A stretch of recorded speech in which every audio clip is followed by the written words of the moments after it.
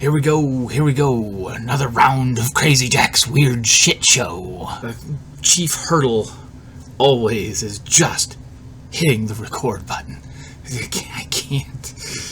I don't know what the psychological impediment is. This isn't some knockoff Son of Svengoolie bit, by the way. Because once inside Channel 32, Rich Coase changes into somebody or something thousands know as the Son of Svengoolie. Join me Saturday night at 8 o'clock for Carl Malden. Vast amounts of respect for the Son of Svengoolie. A lot of cherished childhood memories from way back in the early 80s, living in Chicago Heights. Love Svengoolie. And a friend reminded me recently that he's apparently still going. Be prepared to be scared 3 times at least with the Trilogy of Terror. Whoa!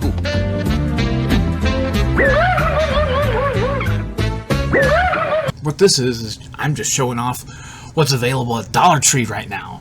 Dollar Tree and Goodwill, man, they are going hard for Halloween. Go check them out. I mean, naturally stop by Spirit Halloween and Party City, but man, don't pass up Goodwill or Dollar Tree. I had a little note here as a reminder to ask everybody how they're enjoying the very end of the very late pre-apocalyptic era.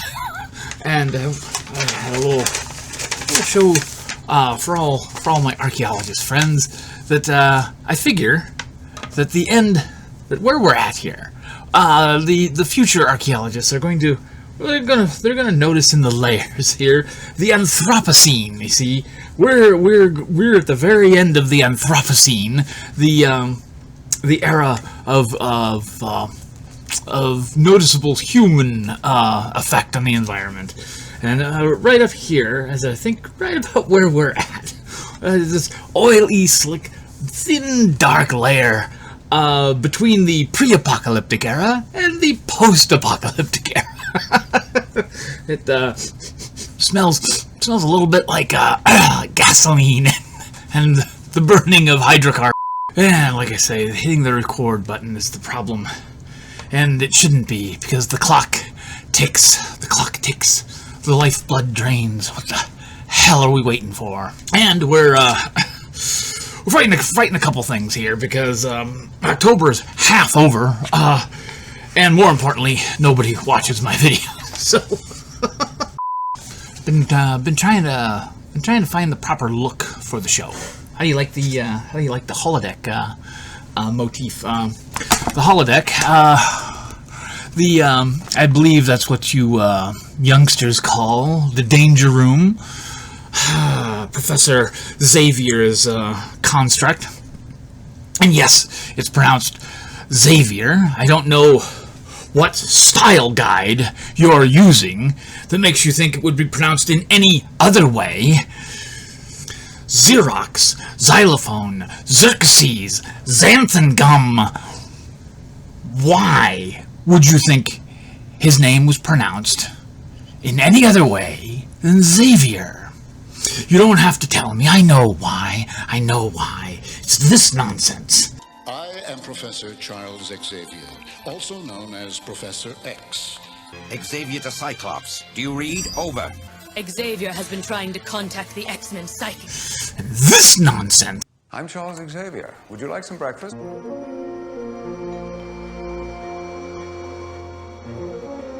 Our final member, Professor Charles Xavier. They only told you that it was pronounced that way because they thought you were too dumb to understand that the X-Men are not named for Professor X. They're named for the X factor that causes the mutations. And I've been teaching mutants for decades. I think I know how to pronounce Charles Xavier's name. Speaking of mutants, I wanted to start doing a little part of these videos that I want to call things you might have missed. Maybe we'll have a little graphic or a little theme song. Things you might have missed. As for little bits like just as an example, remember Aughra in Dark Crystal when she's yelling at the Skeksis? Nothing but awful! Lonely mildew, mother of mouse muck, dangle and strangle and death! Did you catch that? Did you catch that little part where she pockets some of the silverware? Watch your tongue, Harridan. We are lords of the crystal.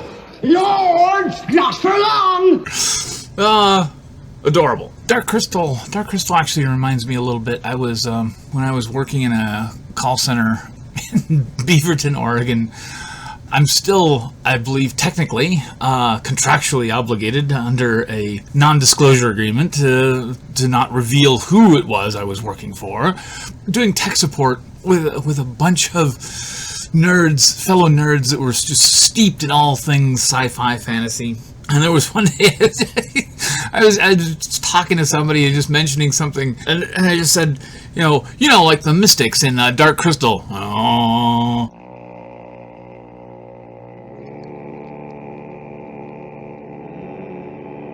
And across the little half-wall cubicles, other heads just, oh.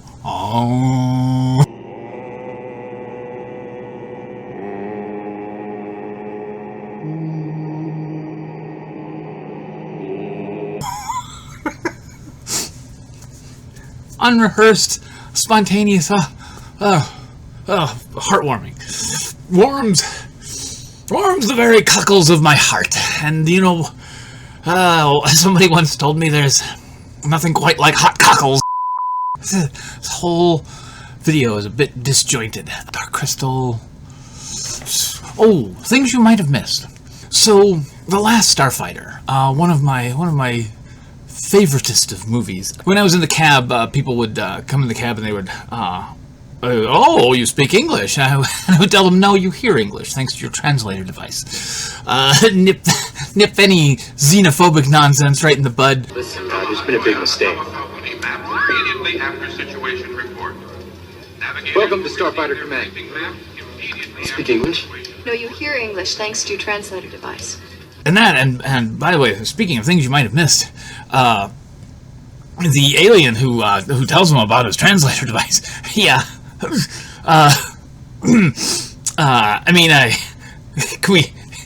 we talk to the nice lady with the bulging forehead a little bit more? She seemed rather nice. Speak English? No, you hear English thanks to your translator device. Zur's speech, right? The hologram that sort of invades the auditorium there, where the starfighters are. There's a couple things that seem a little off, right? And especially when he suddenly says, "When the green moon of Galan is eclipsed." Hear me, Rylans. When the green moon of Galan is eclipsed. It's like, what's that about? Sometimes, you know, if your spaceship has a big budget, you know, you might have a full room where you can gesticulate and throw your arms around. Well, it looks like he might have a little more cramped space to deal with. Seems like he's got his head up inside of like a hollow like a hollow chamber of some kind, right? So you just stick your head up in there and you talk to everybody. Well, he can't point way off in the distance. The green moon of Galan is eclipsed. When the green moon of Galan is eclipsed, Kodan Armada will invade. I don't even know if that's what that's supposed to be. That's what it looks like to me. Things you might have missed. The Neverending Story. The Rockbiter. You notice that the guy with the racing snail keeps yelling at him, "Rockbiter! Rockbiter!" Well, that's not his name. That's his, like, species or whatever. That's what he knows him as. Well, he's also yelling at the guy with the bat, "Nighthawk!" That's because that guy is a Nighthawk. In the book, it mentions that the Rockbiter is riding a rock bicycle. And reading that, I was like, nonsense. No, I watched the movie a bunch. What are you talking about? So I go back and rewatch the movie and know that big, giant, weird thing that I thought was some kind of, like, steamroller or something he had. No, it's a rock bicycle. Well done to the design department. Holy crap. Yeah, rock bicycle. things you might have missed. Things you might have missed. Also in that call center I was working at, there was this like trend among call centers apparently of naming their meeting rooms around or after rivers or bodies of water in the area. So one of the, so they'd have like the Deschutes. Deschutes was one room. One room was called Rogue, for the Rogue River. And one day, I'm on a call. People coming up around. Hey, do you know where Rogue is? and I'm nervously like I'm letting someone else answer. I'm on a call, so someone else can answer it. So it's okay. And I'm just waiting, and then somebody says something like, "No, I think it's over down the hall." And I hit hold. I just cut off whoever I'm on the phone with. I hit hold and I yell at everybody's like, "You have one chance. You have one chance. When are you going to be asked by anybody, do you know where Rogue's at? You say something like, I don't know, last time I saw her, she was with the professor, or she was hanging around with Wolverine Nightcrawler." One chance. I was driving the cab somewhere between 2007, 2009, and so this was years, possibly decades after the advertising campaign. And pulling up, I'm driving down the road. A car pulls alongside me, and a bunch of giggling, like 20-somethings. And this woman driving, "Excuse me, sir, do you have any Grey Poupon?" So enjoy one of life's finer pleasures. Pardon me, would you have any Grey Poupon? But of course. Grey Poupon. It even has wine.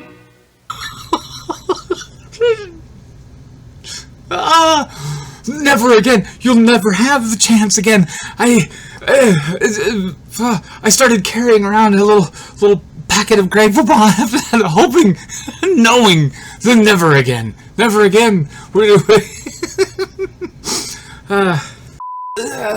I tread cautiously here. I've stumbled into something of an ethical, possibly even moral dilemma. I bought them before the tragic incident, before the recall. I now have 2 sealed one chip challenge chips. I don't know what to do with them. I had been intending to do I would have done it already. I was scheduled to do this with my friend, the Lord Bacchus. Yes, really.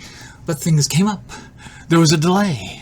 And now I don't know what to do. So, I don't know.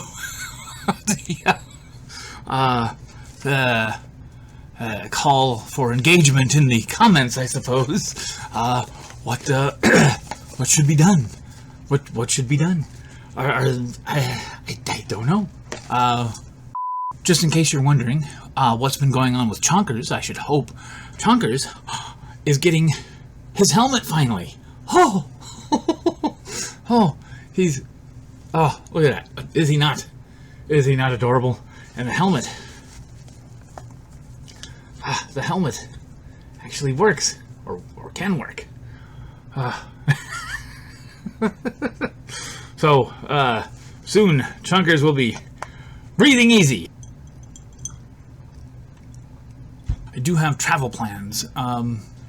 Coming up soon, I'll be in the Portland area. November 10th, but we might have some adventures. Might be able to showcase a few adventures. Maybe I can actually put together the finishing touches for the memorial stone for my little rat boys.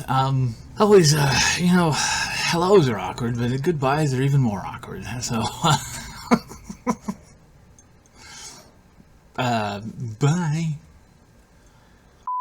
See, the whole reason I brought up Xavier's school... Wait, did I bring up Xavier's school? I'm bringing it up now.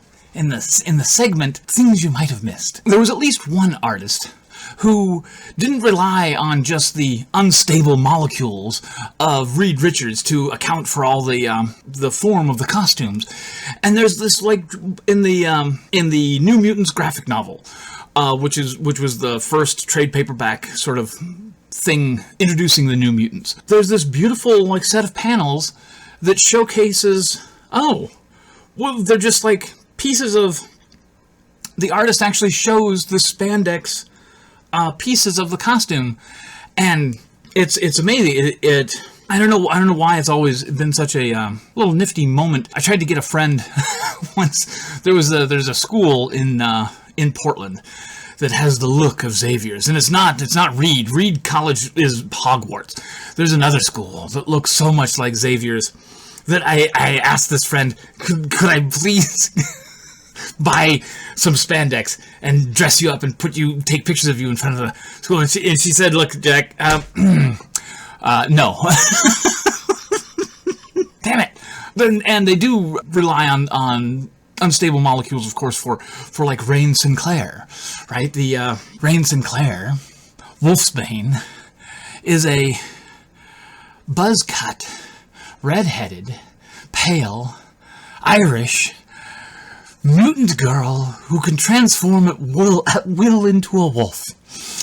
Because apparently, sometimes Santa Claus does get those letters. Now that we're talking about New Mutants, like Ilyana Rasputin, sister to Peter, aka Colossus, who was kidnapped by the demon Belasco. A long story, yes, it's a long story. 7 long years that transpired in 7 short seconds in this temporal realm. But she was able to overthrow her captor and claim sovereignty over the demon realm Limbo. She rules still. Oh. Magic. So am I. I already told them, Ilyana. That's her name. That's her superhero name. All of this thanks to the maestro, Chris Claremont. If you're a comic book fan these days, you may not know how much you owe to Chris Claremont. I was amazed at the stories that I was shown when I was like 12 in like 1984. Friends were, pushed them on me and said, no, you don't, because I was like, comic books, what are you talking about? Nonsense, kid stuff. And they said, no.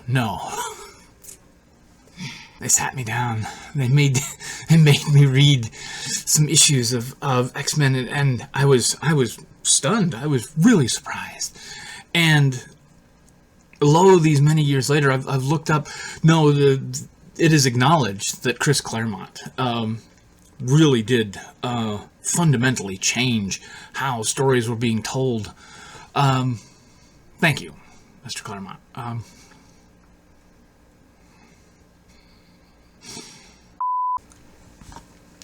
Now, not to seem too topical, I had been pondering, like I say, the motif, essentially the backdrop of my channel. I started noticing that, like, other YouTubers, they all have their own sort of schema. There's some own sort of idea of what should be in the frame, right? And some of them are on comfy couches. Some of them are very obviously just in their room. Some of them completely hide, like, the microphone. Others make a big show of the microphone being in the frame, and finally the microphone starts getting bigger and bigger, and the crane-like arms of the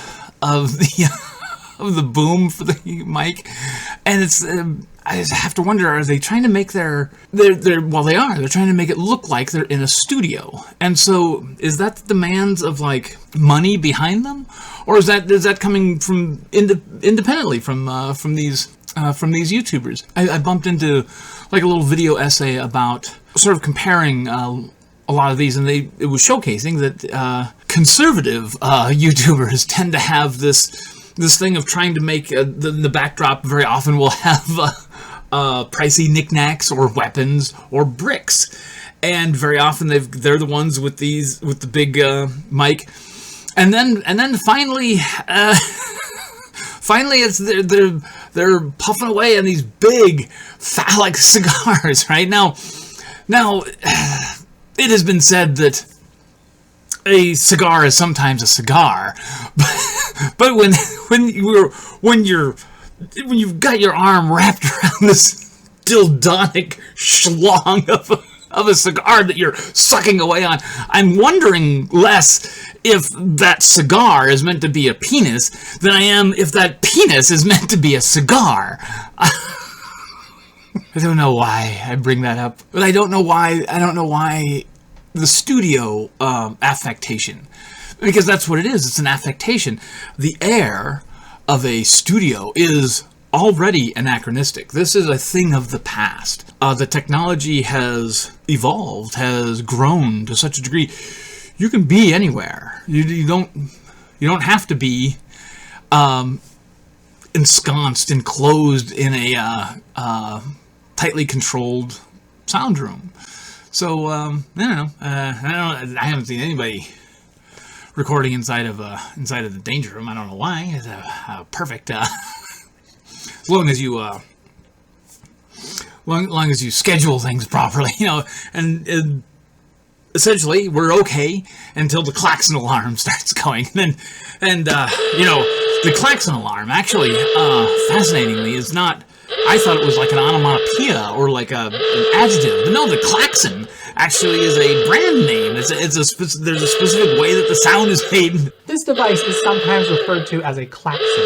This was originally a trade name and comes from the Greek klazo, meaning to shriek. I think there just wasn't a Greek word for to alug. And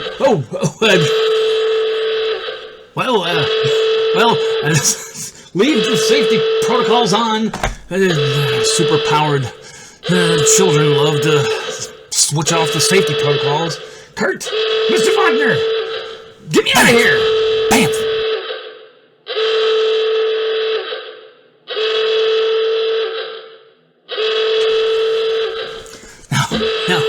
Now, those of you in the know might have noticed the double bamf as Kurt, the Nightcrawler, teleported in and then teleported us both away. Bam! Scattered, disjointed. Your Honor, I resemble these remarks. Scattered and disjointed. you. Don't piss off the audience, Jack. Don't piss off the audience. Is there an audience? Oh, I should. I was going to show you guys. I've been getting back into making tiny books. Yes. Whoa. The tiny books. The tiny books.